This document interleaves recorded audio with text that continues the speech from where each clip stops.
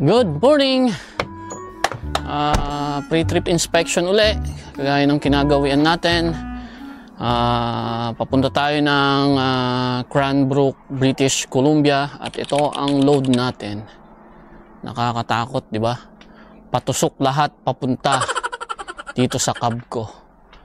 Pero ito double check natin ang mga straps at ang mga ilaw. Buksan na natin yung ilaw para sure na gumagana yung ating mga marker lights. Ayan. Yung tractor, na check ko na yan, okay na siya.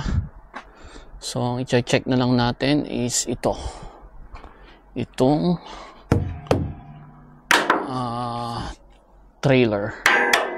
So ayan, ginamitan pa rito ng maliit na strap po.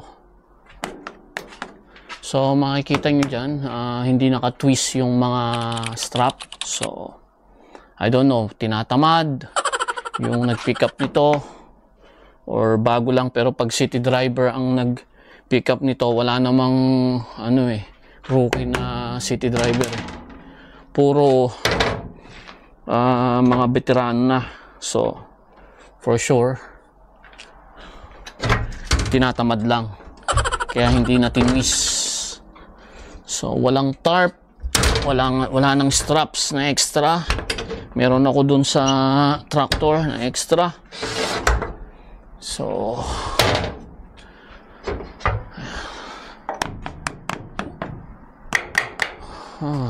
hindi ganun kahihigpit ang mga strap.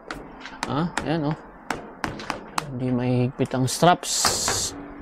So dahil ang nag-pick up city driver at malapit lang ang kanyang dadriven, so hindi na hinigpitan na mabuti. So ilan ang strap na yan? 1, 2, 3, 4, 5, 6, 7, 8, 9, 10, 11, 12, 13, 14, 15, 16, 17 straps. Dami, no? Hub oil, okay siya. And then of course ito, kunin natin tong plate number. So may box siya dyan sa likod. So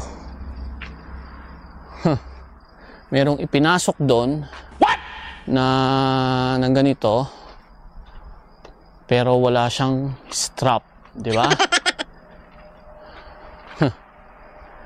Medyo yan, kasi unsecured load yan. Sasabihin ng lalo na papuntang BC, sasabihin sa akin, ba't walang strap yan? It will move out. Sasabihin ganon, di ba? Di patay na ako. So hahanap ako ng strap para istrapan ko yan, yung isang yan, para hindi sasabihin sa akin na unsecured load.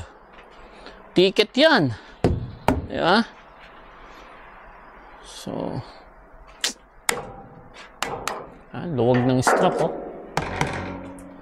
Ang luwag, oh. Papuntang bundok, tapos ganyan kaluwag ang strap. No. Diba?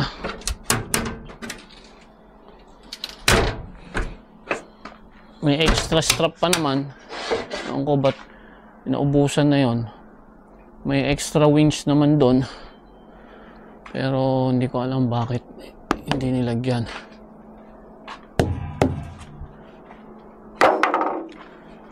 Okay.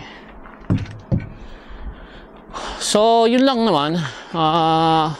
Ayusin ko yung strap nito, and then after nyan diretso na tayo sa biyahe. So lalagyan natin ng strap yung isa doon na load na walang strap, na sinaksak lang, hindi na nilagyan ng strap. So walang kahawak na kahit ano. Although okay naman, pero pagka chinek yan ng sa scale at napansin yan, Ayan, pag napansin niya na nakasaksak lang, sasabihin nila bakit walang strap yan, di ba?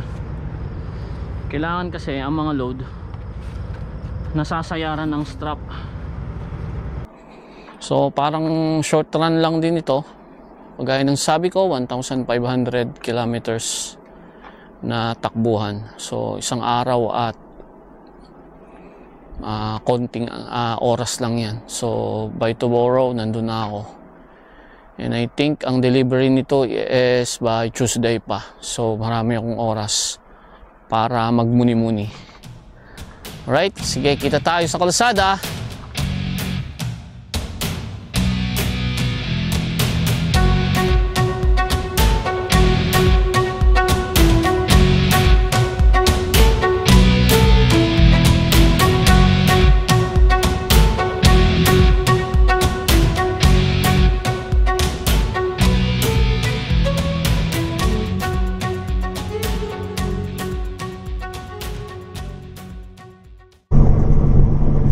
Ay, eto, naka-stop na tayo.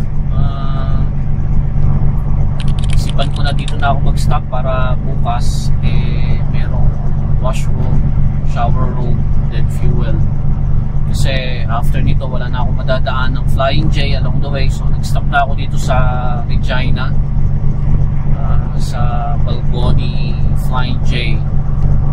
Kasi after nito pupunuin ko na yung aking DEF diesel all the way sa Grand Group, kasi hindi ako makakapasok ng Medicine Hat kasi kakaliwa na ako before city or town ng big city ang Medicine Hat.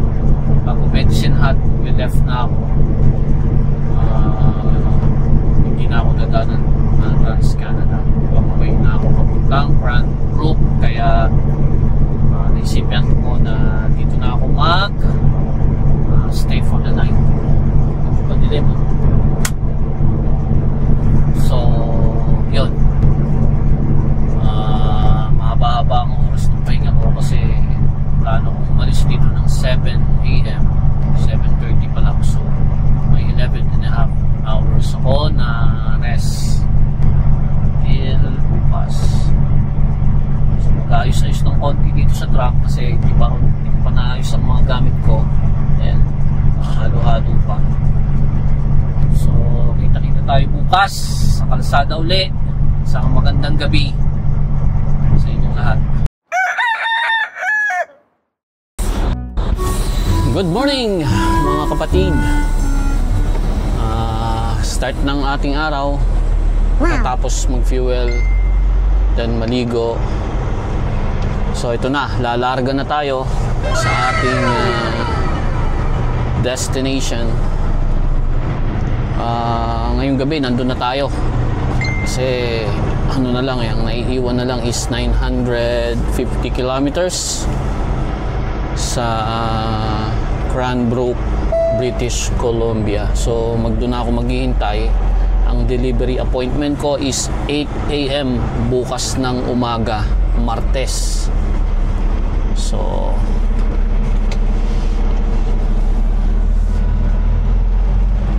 ba to? Liliko ba to?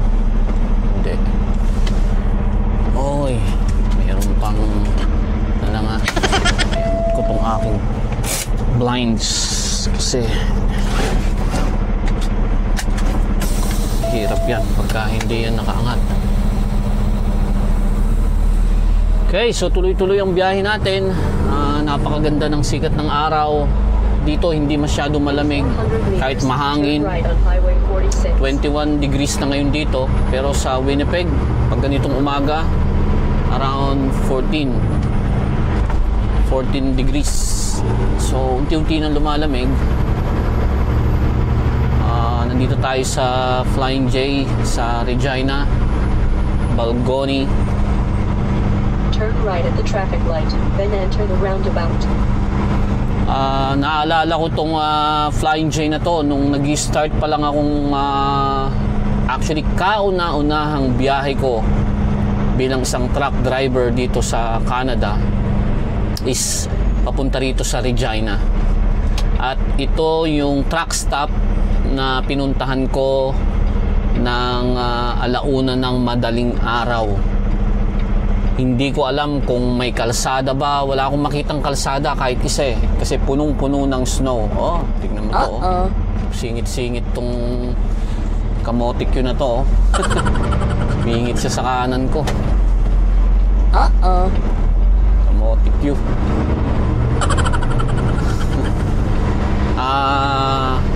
Pumasok ako dyan, walang space. Walang space talaga. Kahit sa gilid, kahit saan man. So ang nangyari, umikot lang ako dahil wala naman ako maparkingan. Merong isang space, pero sobrang sikip. Eh syempre, gabi yun, snowstorm. Natatakot ako magpa-atras doon kasi talagang kailangan alley dock, no? Ang pag-atras. So hindi ko na tinuloy. Wala pa akong kumpiyansa nun. So umalis ako.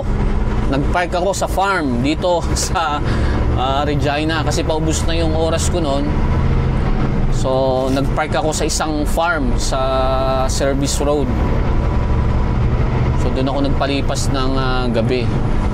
Hindi ako nakatulog noon kasi nga first trip ko as a truck driver.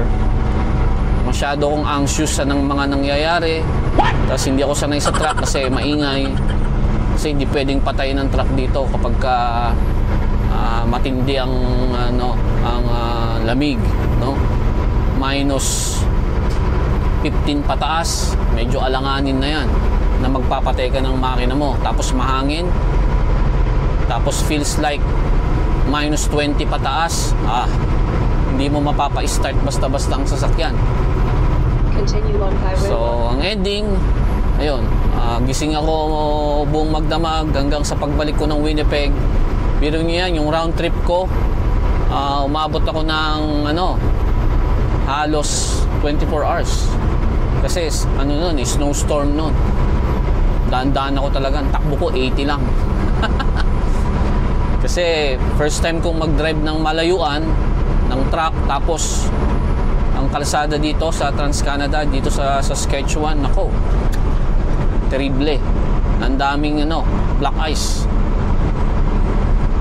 So yun lamang, tuloy-tuloy tayo sa ating biyahe. Kita tayo ulit sa susunod kong stop. Isang magandang araw.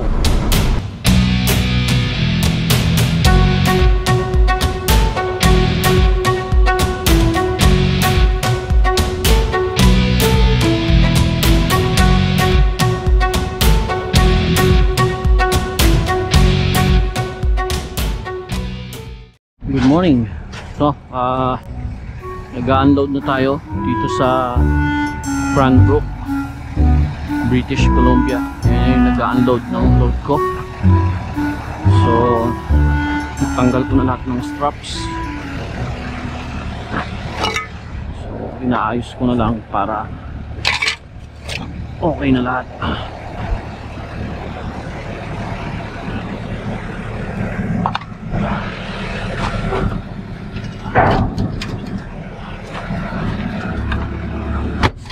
Maya lang alis na tayo.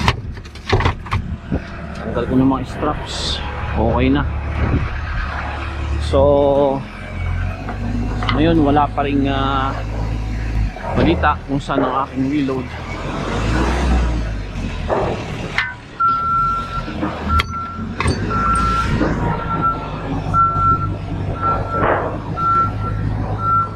Sa tingin ko wala ditong reload.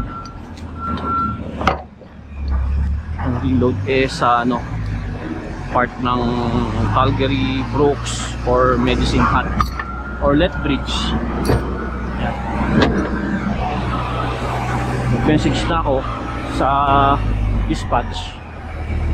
Waiting ako sa advice nila kung saan ang punta ko. Ayun na.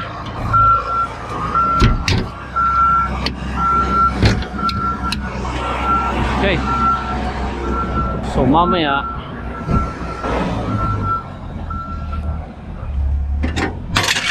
dito ang labas ko. Dito. Ayan, sasagasaan ko na yan. Yung gitna.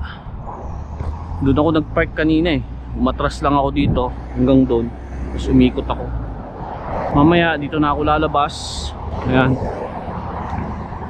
Sagasain ko na to. Para doon kasi ang pabalik. I don't think na dito ako paakyat sa BC. Sa Bukana lang to. Itong British Columbia na town na to, Cranbrook.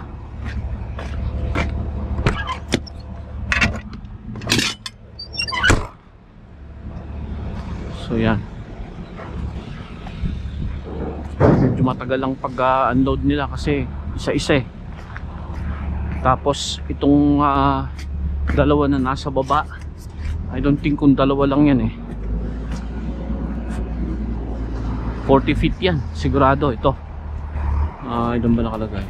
Wala nakalagay kung ilan eh. Pero mahaba ito.